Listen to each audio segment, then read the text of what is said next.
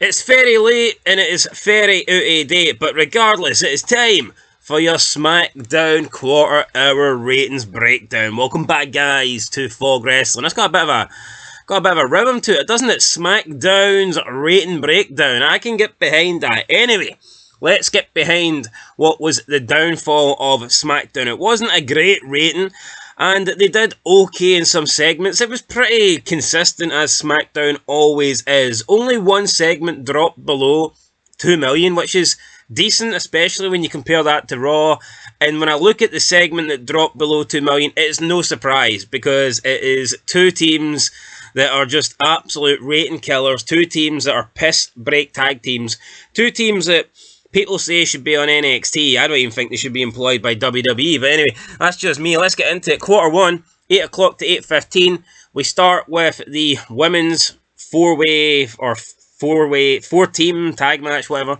Bayley, Bianca Belair, Jade Cargill, and Naomi taking on Damage Control and Tiffany. This got 2.110 views, so 2.110 million. Not a bad start to the show. In the demo, it did 0.54. We move into quarter two. We had the continuation of that match. Then we had an Austin Theory, Grayson Waller backstage promo. We had Belair, Cargill, Naomi, and Bayley backstage. And then we had Carmelo Hayes and Bobby Lashley in a backstage angle. I mean, this went up 2,000 viewers, so not a lot really. In terms of percentage, it wasn't even enough to go up 1%. But it did go up 2,000 viewers, and it did 2.112 million. Right, then move into quarter three, the worst quarter of the show. No surprise, 8:30 to 8:45. Authors of Pain versus the New Catch Republic. It lost 5%. It did 1.998 million. Not a surprise, said anybody. I mean, come on. Who expects these two teams to draw? Who cares about these two teams? Nobody cares, man. Honestly, they fucking suck. You've got Authors of Pain, jobbers from Albania. Then you've got Pete Dunne, who is a vanilla fucking midget with no gimmick. I mean, people can laugh about the whole Butch thing. At least Butch gave this guy a character. A shit character nonetheless, but a character. What's he got with Pete Dunne? Even Butch, it sounds like a name, you know. When you look at Butch, it would remind you of maybe a wrestling character name or just a name, you know. The Butch is memorable, you know. Butch is like, it's just got a feeling to it. Pete Dunne just sounds like your next door fucking neighbour. Pete Dunne. Who gives a fuck about Pete Dunne? At least Butch is, and I didn't like Butch, but Butch is, I can get behind Butch more than I can Pete Dunne. Pete Dunne just sounds like somebody that, you know, you would find on the registry or something. You know, you go to school or you go to work and the name Pete Dunne just happens to be there. You're delivering mail and the guy's called Pete Dunne. Butch is not as familiar, you know, it's not as generic, but whatever. They changed the name. This did under 2 million. We move into, oh, and how could I forget Tyler fucking Bate, little shrimp legs himself. I mean, you should just throw this guy in the ocean, so as we shrimp legs would be at peace. You know, they'd be in their familiar habitat, their familiar territory. The guy fucking sucks. Anyway, let's move into quarter four. A continuation of AOP versus the New Catch, even the New Catch Republic. What a shit name that is. Anyway, continuation of that match. Then we got a Paul Heyman backstage angle with Nick Aldis after it, and this went up 12%, and that is with AOP and New Catch Republic in the quarter. So if you took them out of the quarter and you dedicated a whole 15 minutes to Nick Aldis and Paul Heyman in the backstage angle, it probably would have went up even more. But it goes up 12%, which is no bad. Pretty good, actually. Highest rating so far to date of the show, 2.232 million. Then we're going to quarter five, 9 o'clock to 9:15. Kevin Owens, Randy Orton, Paul Heyman, live promo, Bloodline attack. Then after that, we get Street Profits backstage angle. Again, views go up, plus 3% to 2.295 million, almost 2.3. This was the highest rated quarter of the show.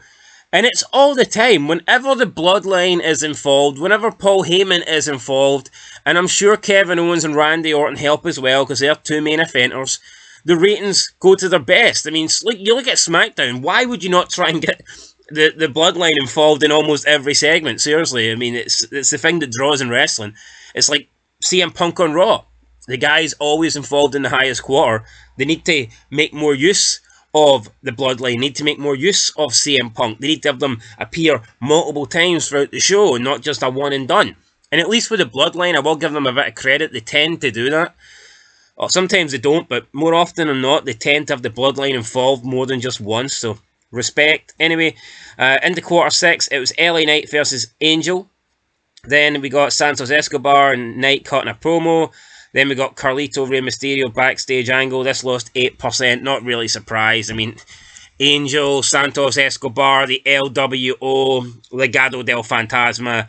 Absolutely nobody gives a shit. So down 8% to 2.116 million. Then quarter 7, 9:30 to 9:45. A-Town Down Under versus Street Profits.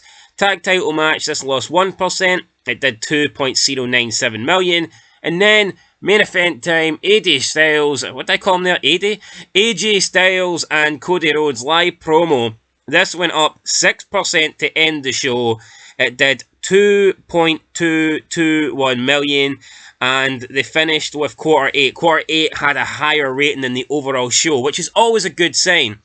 If you're finishing the final quarter with a higher rating than the overall show, it shows that people are actually intrigued with the ending, you know, and that's a good thing. It's the ending of the show. The ending should be the most important part. Therefore, people should be tuning in. You expect people will tune out at parts, because some people just aren't going to watch the whole show. But it's a bit concerning when people aren't tuning in at the end to see what happens. So, if the final quarter... as I'm dying here, as the final quarter, it should always be higher than the overall rating. And for SmackDown, it tends to be that way. With Raw, not so much. You know, you've got Raw, the final hour just seems to kill the rating on Raw. Sometimes you get a little bump at the end, but it's never really that big. Anyway, consistency for SmackDown again. Only one quarter was under 2 mil, and of course it belonged to Authors of Pain and the New Catch Republic, so really not surprised there. Those guys are fucking jobbers. They need to get rid of them. They shouldn't be on SmackDown. I don't even know where they are now. I think they're on SmackDown after the draft. I mean, the draft did come into play this week, supposedly, but I wouldn't be surprised if it gets messed up already. I mean, we know we had Chelsea Green. Chelsea Green was on NXT, even though I believe she's still SmackDown. Although, maybe with the draft, they're just going to have main roster people appear regularly on NXT. I don't know. We heard that NXT was going to be involved in the draft, and technically they were, because we've seen NXT people move to Raw and SmackDown, but what did NXT get out the draft? Was there some sort of deal? Why not say that? Why don't you have Ava Raine say to Pierce and Aldas that you guys can draft people from NXT. However, I want the option to be able to call on people from both of your shows throughout the year. At least if they said that, you could accept it, but they didn't say anything like that, and now you just get random people whenever they want somebody to fill a spot on the card show up, and it's lame, you know, it kind of defeats the purpose of a draft. But anyway, guys, there's your ratings for SmackDown. I'll catch you in the next one. Raw up next. CM Punk, once again, stealing the show in the ratings despite not doing well in the YouTube clips, which is pretty weird. I'll have to discuss that later. Anyway, till next time. Peace.